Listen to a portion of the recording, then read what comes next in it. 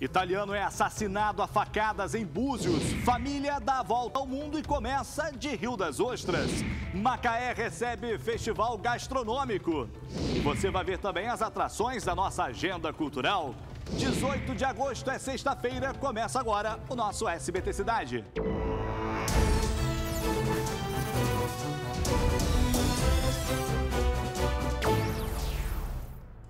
Olá, seja muito bem-vindo ao nosso programa. Vamos juntos até esbarrarmos no seu SBT Brasil com os assuntos do estado e do interior fluminense.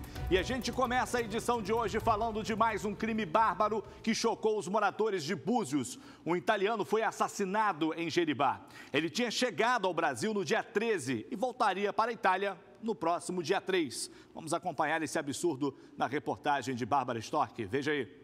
A rua onde o crime aconteceu é bastante tranquila, no bairro Jeribá, em Armação dos Búzios, na região dos Lagos. O corpo do italiano Maximiliano Bottoni, de 54 anos, foi encontrado na área de serviço dessa casa, enrolado em um lençol e com um saco plástico na cabeça. As duas malas do estrangeiro também estavam no local. Ao lado dele havia um machado, que seria utilizado para esquartejar a vítima.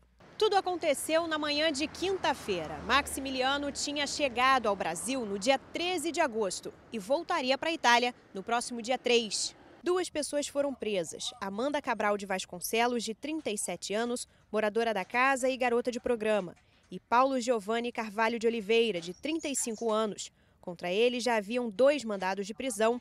De acordo com a polícia, o crime aconteceu durante uma orgia e o italiano teria se negado a pagar.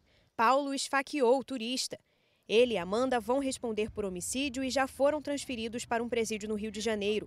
O consulado italiano ainda não se pronunciou. E aí o turista fica com medo de vir para o Brasil.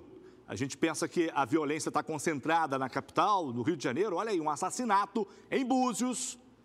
Olha como fica a imagem do nosso país lá fora. Sem contar que é uma vida perdida para a violência, né? E em Itaipava, na região serrana, 2 homens invadiram uma casa e fizeram um casal de idosos reféns. Segundo a polícia, os bandidos levaram 50 mil reais em objetos e dinheiro. Os agentes informaram ainda que eles usaram o carro das vítimas para fugir. Tudo aconteceu na madrugada desta quarta-feira. Lamentável isso, hein? 5 pessoas foram presas em Arraial do Cabo no final da noite de ontem. A polícia flagrou os suspeitos no momento em que embalavam uma grande quantidade de drogas para venda. Vamos acompanhar como tudo aconteceu com a Daiane Zanelato. Veja aí. Os traficantes da comunidade Brejão, no bairro Monte Alto, em Arraial do Cabo, foram surpreendidos pela polícia militar no momento em que preparavam as drogas que seriam comercializadas durante o fim de semana. A polícia encontrou os criminosos endolando o material em uma mesa. Foram apreendidos aproximadamente 6 quilos de maconha, 390 papelotes de cocaína, 6 munições calibre 9mm, 200 gramas de cocaína, além de farto material para indolação. 5 traficantes foram presos e encaminhados para a delegacia de Arraial do Cabo.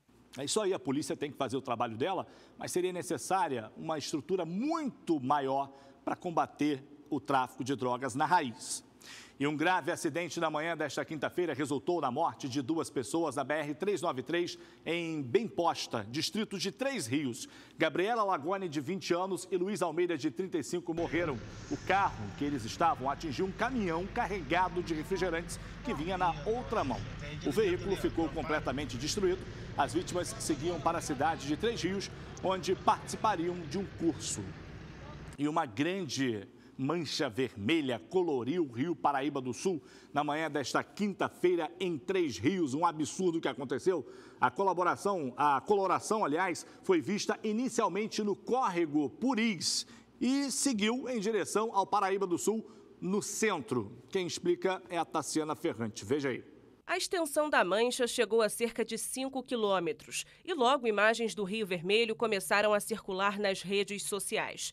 Muitos chegaram a dizer que se tratava de poluição. A Prefeitura em 3 Rios informou que o produto derramado é um corante de uma fábrica de sorvetes. Cerca de 3 quilos do material foi derramado e lavado pela empresa, quando na verdade deveria ter sido aspirado ou varrido. Mas, de acordo com a Secretaria de Meio Ambiente e Agricultura do município, o material não oferece danos ao meio ambiente, por se tratar de um produto comestível. Tem que se investigar de onde está vindo isso aí, né? O Rio Paraíba do Sul é um rio muito importante no estado do Rio de Janeiro. E olha o que está acontecendo. É assim? Você despeja qualquer tipo de reagente químico, de agente químico, aliás, na água e fica por isso mesmo?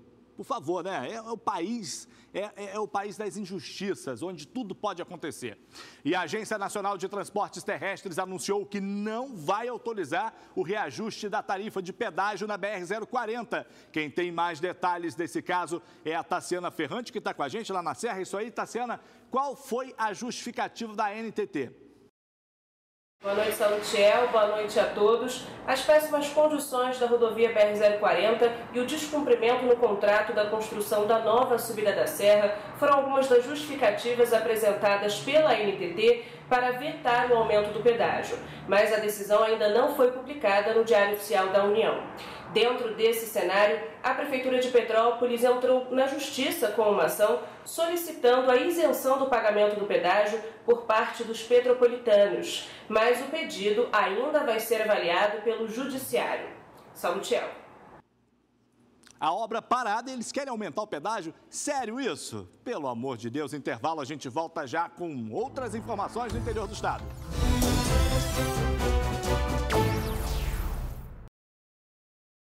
De volta no intervalo com essa informação aqui. Uma operação conjunta das polícias civil e militar com a Força Nacional conseguiu prender um dos maiores criminosos da região norte do Brasil. Ele foi encontrado em Rio das Ostras. Por isso a gente vai agora à redação conversar com a repórter Daiane Zanelato, que já está aqui com a gente. Sim, já está conectada. Vamos falar com ela, abrir aqui no telão. Boa noite, Daiane. Conta pra gente, explica como foi essa operação. Quer dizer, prenderam um dos maiores criminosos aí do norte do país, em Rio das Ostras. Isso mesmo, boa noite, Salutiel, boa noite a todos. Bom, Caio Wellington Cardoso dos Santos, conhecido como Mano Caio, líder da facção criminosa Família do Norte, é apontado como o criminoso mais temido do Amazonas e responsável pelo início de uma guerra sangrenta entre traficantes que levou à morte de mais de 60 pessoas.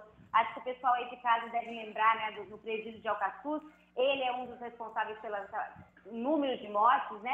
E segundo as investigações que duraram 2 meses, Mano Caio estaria no Rio de Janeiro negociando armas, munições e drogas com traficantes do Jacarezinho e daqui mesmo ordenava as execuções de dezenas de pessoas no norte do país.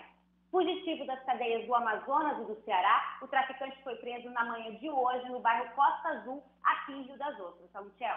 Ok, obrigado, Daiane, pelas informações. Esses criminosos são assim, eles se deslocam, obviamente, né? Se deslocam para poder fazer suas negociações e também lazer, né?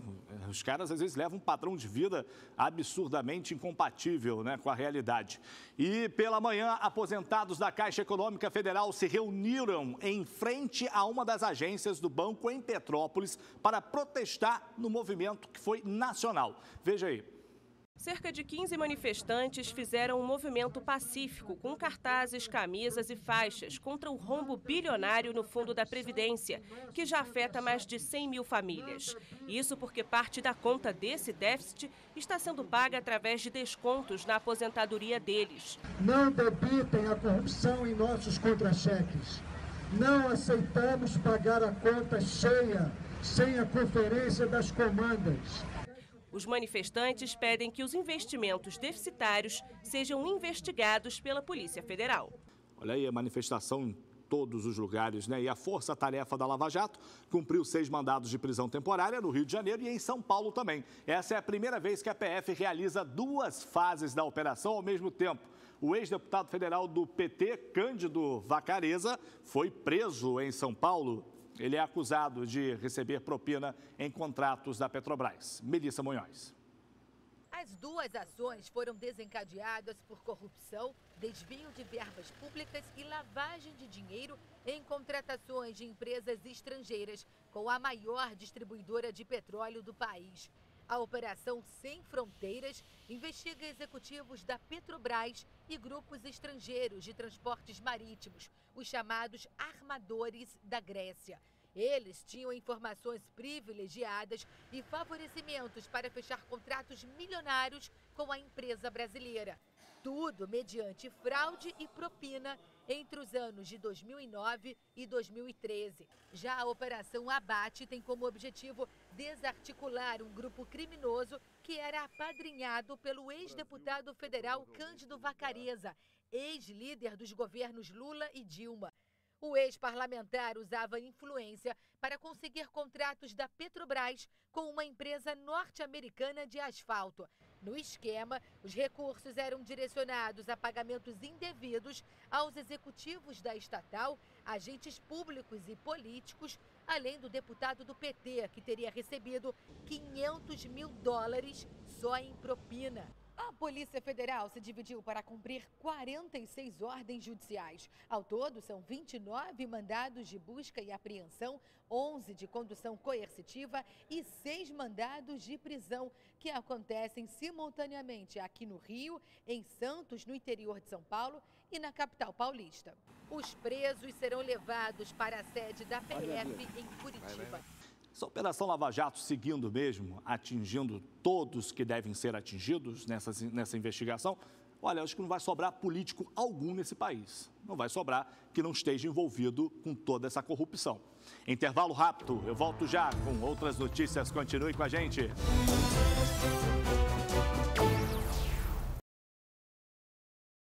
E hoje é sexta-feira, por isso vamos falar o que tem de bom no interior, vamos saber, vamos rodar a nossa agenda cultural, veja só.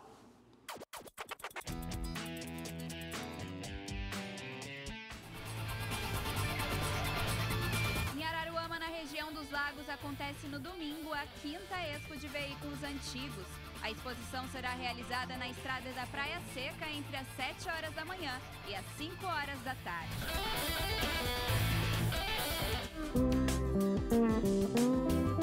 Em Paraty, na região Costa Verde do estado, vai até domingo o Festival de Cachaça, Cultura e Sabores. Essa é a 35ª edição do evento, que acontece no Areal do Pontal. Além da bebida e da boa gastronomia, shows de forró, MPB e samba animam o público presente. Tenha paciência, é bom cearense, eu não quero nada, porque se ela botou Santo Antônio não jogar. Amanhã em Petrópolis, como parte das atividades do Agosto Verde Solidário, tem apresentação gratuita do coral Laus Deu a partir das 5 horas da tarde, na entrada do Parque Municipal de Itaipava.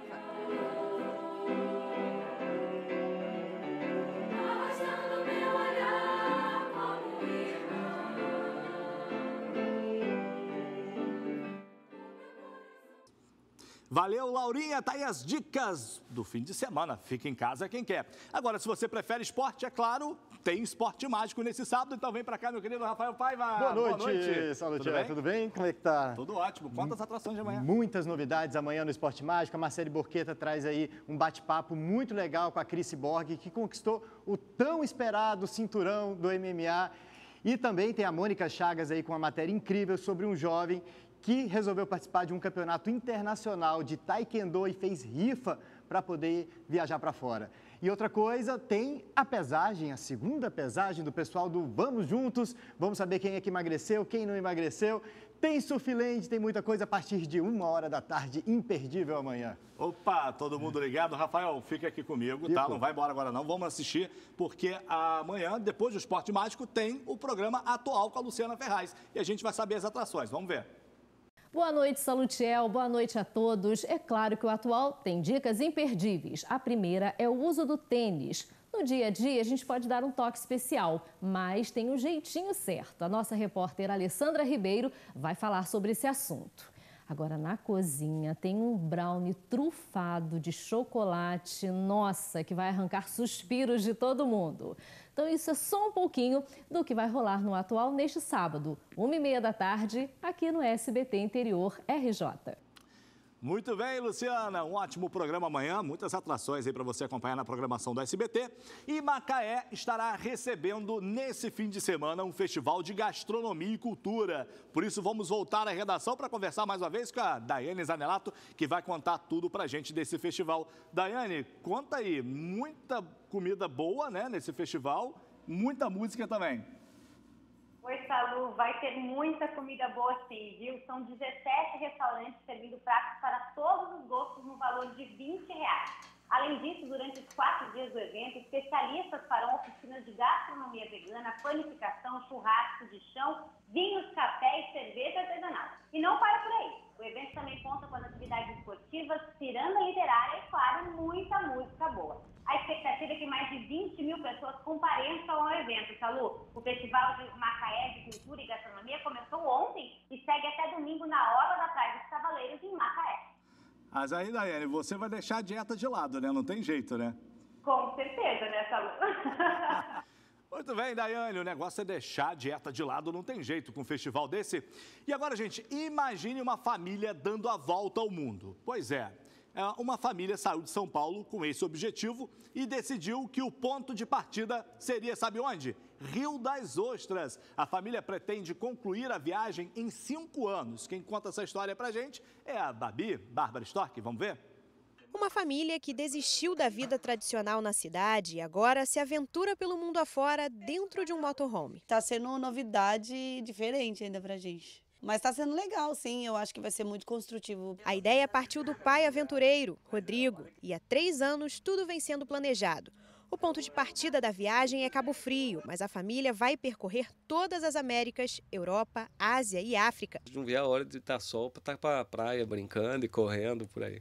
A previsão é de que a viagem dure 5 anos e por aqui tudo funciona como numa casa normal, até o jeito de ganhar dinheiro. A diferença é que tudo isso acontece sobre 2 rodas. Eu trabalho diariamente, tanto na internet, vendendo nossos produtos, que um deles, inclusive, chama Aprenda a Viajar Sem Gastar. O outro é bem específico para viajante de moto, que é viagem de moto, e o livro que eu vendo, que é Fique Rico Viajando. Então, são com esses conteúdos que a gente, com esse trabalho que a gente vai sustentando e trabalhando e também dando palestra nas cidades onde a gente chega. Sobre os estudos das crianças, eles continuam matriculados, recebem as matérias em casa e fazem as provas pela internet. O importante por aqui mesmo é o conhecimento de mundo na prática. Meus pais não tinham oportunidade de fazer esse tipo de viagem comigo. Mas eu acredito que se eu fosse criado assim, conhecendo o mundo, eu seria com certeza um ser humano muito melhor. Principalmente para os nossos filhos, conhecer outras pessoas, outras culturas. Tchau, Brasil! Gente, tem que ter muita coragem e disposição. Gostou? É muita aventura, gente. Quem quiser acompanhar tudo dessa viagem, é possível pelas redes sociais. mundoemfamilia.com. No Instagram, Facebook e YouTube também. Vai lá, pesquisa, acompanha. E hoje é dia de comédia aqui na tela do SBT. Tem filmaço, hein? O construtor assume uma obra de casas sustentáveis no meio de uma floresta. Ele estava preparado para qualquer desafio, menos para a revolta dos bichos que querem proteger a natureza. Deu a louca nos bichos hoje, logo após o programa do Ratinho, na sua tela de sucessos. Eu não vou perder de jeito algum, filmaço. E assim a gente encerra o SBT Cidade de hoje. Que pena, né? Passa rapidinho, mas a gente volta a se falar na segunda-feira. Para você, um ótimo fim de semana. O Birajara. Por favor, WhatsApp na tela, não vai esquecer. Tchau e até segunda.